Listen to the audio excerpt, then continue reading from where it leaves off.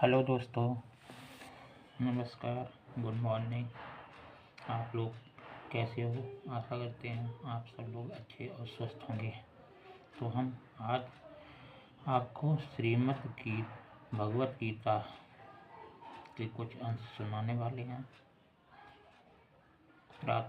आशा है कि आप लोग ध्यान से सुनेंगे। तो चलिए शुरू करते हैं। पहले वंदना। त्वमेव माता च पिता, त्वमेव बन्धुः सखा,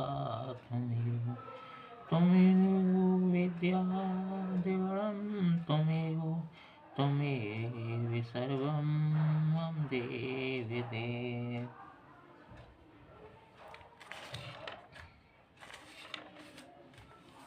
चलिए अब आरती करते हैं।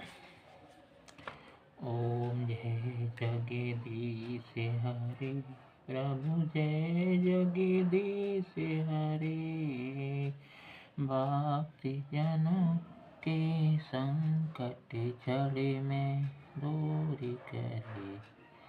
जय जगदीश हरे, मायातीत महेश्वर मन वचन बुद्धि परे, आदि अनादि अगोचर अविचल अविनाशी, अतुल्य अनंत अनामय अमित शक्ति राशि।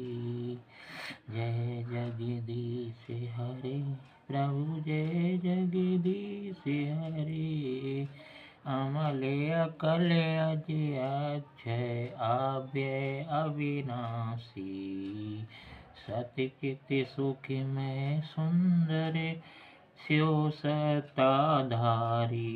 जय जगदीश हरे, प्रभु जय जगदीश हरे, हरि विधि हरि शंकर गणपति सूर्य शक्ति रूपा, विश्व चराचर तुम्हें ही जग भूपा। जय जगदीश हरे, प्रभु जय जगदीश हरे, माता पिता पितामह स्वामी सुअर भरता, असूत पादक पालक रक्षक संहिता। जय जगदीश हरे, प्रभु जय जगदीश हरे, साक्षी शरण सखा प्रिय प्रियतम पूर्ण प्रभु, केवल काल कला विधि कलातीत विभो। जय जगदीश हरे, जय जगदीश हरे, राम कृष्ण करुणामय प्रेमामृत सागर, मन मोहक मुरलीधर नित्य नौनक नागर। जय जगदीश हरे, प्रभु जय जगदीश हरे, सभी विधिहीन मलिन मत हमें अति पातक जन, प्रभु पद विमुखी अभागी कल कलुषित तन मन। जय जगदीश हरे, प्रभु जय जगदीश हरे, पाप ताप हरि सब निज जन कर लीजे। ओम जय जगदीश हरे।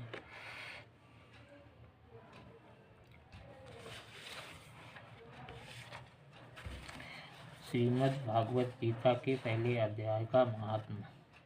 श्री पार्वती जी ने कहा, भगवान आप सब सत्यों के ज्ञाता हैं, आपकी कृपा से मुझे श्री विष्णु संबंधी नाना प्रकार के धर्म सुनने को मिले, जो समस्त लोक का उद्धार करने वाले हैं।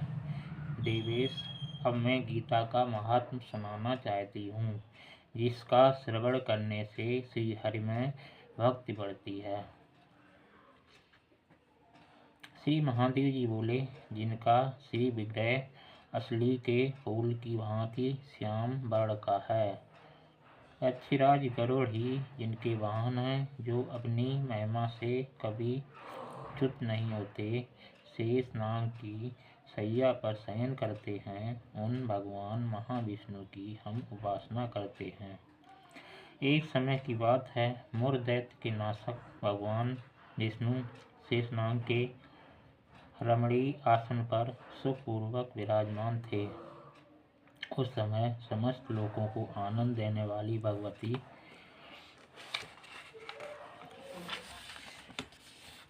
लक्ष्मी ने आदरपूर्वक प्रश्न किया। श्री लक्ष्मी जी ने पूछा, भगवान, आप संपूर्ण जगत का पालन करते हुए भी अपने ऐश्वर्य के प्रति उदासीन से होकर जो इस क्षीर सागर में नींद ले रहे हैं, उनका क्या कारण है? श्री भगवान बोले, सुमुख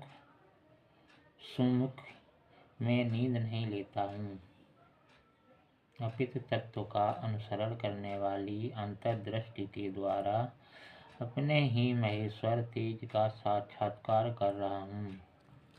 देव, यह वही तेज है जिसका योगी पुरुष कुशाग्र बुद्धि के द्वारा अपने अंतःकरण में दर्शन करते हैं तथा जिसे मीमांसक विद्वान वेदों का सार तत्व निश्चित करते हैं।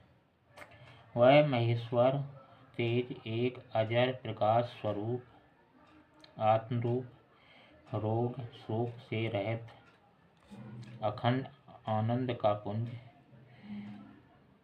निस्पंद निरीह तथा द्वैत रहित है, जिसका जगत का जीवन उसी के अधीन है। मैं उसी का अनुभव करता हूँ।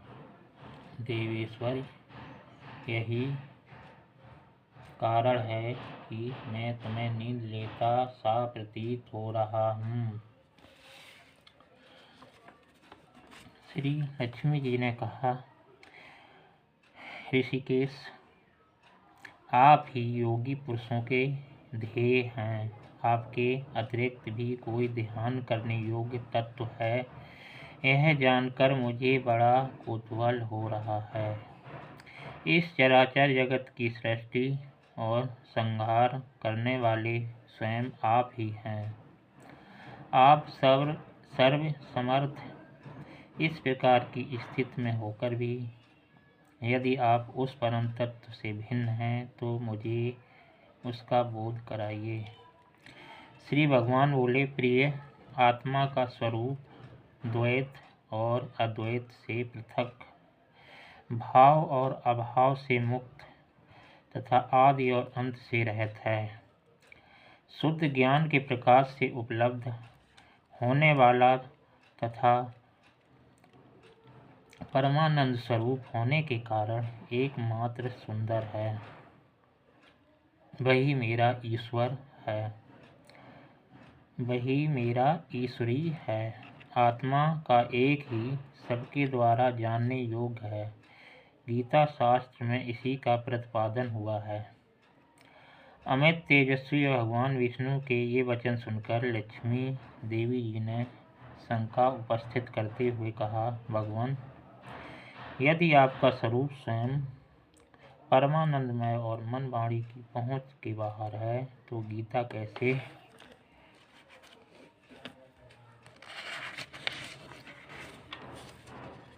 उनका बोध कराती है? मेरे इस संदेह का आप निवारण कीजिए। श्री भगवान बोले, सुंदरी सुनो, मैं गीता में अपनी स्थिति का वर्णन करता हूँ। क्रमशः 5 अध्यायों को तुम 5 मुख मानो, 10 अध्यायों को 10 भुजाएं समझो तथा 1 अध्याय को उदर और 2 अध्यायों को दोनों चरण कमल जानो। इस प्रकार यह 18 अध्यायों की वांगमयी ईश्वरी मूर्ति ही समझनी चाहिए। यह ज्ञान मात्र से ही महान पातकों का नाश करने वाली है। जो उत्तम बुद्धि वाला पुरुष गीता के 1 या आधे अध्याय का अथवा 1 आधे या श्लोक का भी प्रतिदिन अभ्यास करता है वह सुकर्मा के समान मुक्त हो जाता है। लक्ष्मी जी ने पूछा, देव,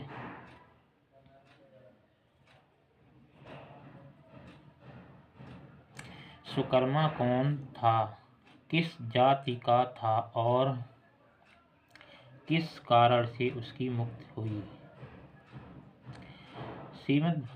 श्री भगवान बोले, प्रिय, सुकर्मा बड़ी खोटी बुद्धि का मनुष्य था। पापियों का तो वह शिरोमणि ही था। उसका जन्म वैदिक ज्ञान से शून्य एवं क्रूरतापूर्व कर्म करने वाले ब्राह्मणों के कुल में हुआ था। वह न ध्यान करता था, न जप, न होम करता था, न अतिथियों का सत्कार। वह लंपट होने के कारण सदा विषयों के सेवन में ही आसक्त रहता था। हल जोतना और पत्ते बेचकर जीविका चलाना था। उसे मदिरा पीने का व्यसन था तथा वह मांस भी खाया करता था। इस प्रकार उसने अपने जीवन का दीर्घ काल व्यतीत कर दिया। एक दिन मूढ़ बुद्धि सुकर्मा पत्ते लाने के लिए किसी ऋषि की वाटिका में घूम रहा था। इसी बीच में काल रूपधारी काले सांप ने उसे डस लिया। सुकर्मा की मृत्यु हो गई। तदंतर वह अनेक नरक में जा वहाँ की यातनाएं भोग कर मृत्युलोक में लौट आया और वहाँ बोझ ढोने वाला बैल हुआ। उस समय किसी पंडित ने अपने जीवन को आराम से व्यतीत करने के लिए उसे खरीद लिया। बैल ने अपनी पीठ पर पंडित का भार ढोते हुए बड़े कष्ट से 7-8 वर्ष बिताए। एक दिन पंडित ने किसी ऊंचे स्थान पर बहुत देर तक बड़ी तेजी के साथ उस बैल को घुमाया। इससे वह थककर बड़े वेग से पृथ्वी पर गिरा और मूर्छित हो गया। उस समय वहाँ कौतूहलवश बहुत से लोग एकत्रित हो गए। उस जन समुदाय में से किसी पुण्यात्मा व्यक्ति ने उस बैल का कल्याण करने के लिए उसे अपना पुण्यदान दिया। तत्पश्चात कुछ दूसरे लोगों ने भी अपने अपने पुण्यों को याद करके उन्हें उसके लिए दान किया। उस भीड़ में एक वेश्या भी खड़ी थी। उसे अपने पुण्य का पता नहीं था, तो भी उसने लोगों की देखा देखी उस बैल के लिए कुछ त्याग किया। तदंतर यमराज के दूत उस मरे हुए प्राणी को पहले यमपुरी में ले गए। वहाँ यह विचार कर कि एक वेश्या के दिए हुए पुण्य से पुण्यवान हो गया है, उसे छोड़ दिया गया। फिर वह भूलोक में आकर उत्तम कुल और शील वाले ब्राह्मणों के घर में उत्पन्न हुआ। उस समय भी उसे अपने पूर्व की जन्म की बातों का स्मरण नहीं था। बहुत दिनों के बाद अपने अज्ञान को दूर करने वाले कल्याण तत्व का जिज्ञासु होकर वह उस वेश्या के पास गया और उसके दान की बात बतलाते हुए उसने पूछा, तुमने कौन सा पुण्य दान किया था? वेश्या ने उत्तर दिया, वह पिंजरे में बैठा हुआ तोता प्रतिदिन कुछ पढ़ता है, उससे मेरा अंतःकरण पवित्र हो गया है। उसी का पुण्य मैंने तुम्हारे लिए दान किया था। इसके बाद उन दोनों ने तोते से पूछा। तब उस तोते ने अपने पूर्व जन्म का स्मरण करके प्राचीन इतिहास कहना आरंभ किया। सुख बोला, पूर्व जन्म में मैं विद्वान होकर भी विद्वत्ता के अभिमान से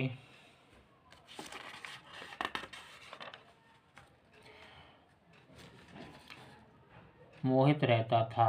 मेरा राग द्वेष इतना बढ़ गया था कि मैं गुणवान विद्वानों के प्रति भी ईर्ष्या भाव रखने लगा। फिर समयानुसार मेरी मृत्यु हो गई और मैं अनेकों घृणित लोकों में भटकता फिरा। इसके बाद इस लोक में आया। सद्गुरु की अत्यंत निंदा करने के कारण तोते के कुल में मेरा जन्म हुआ। पापी होने के कारण छोटी सी अवस्था में ही मेरा माता पिता से वियोग हो गया। एक दिन मैं ग्रीष्म ऋतु में तपे हुए मार्ग पर पड़ा था।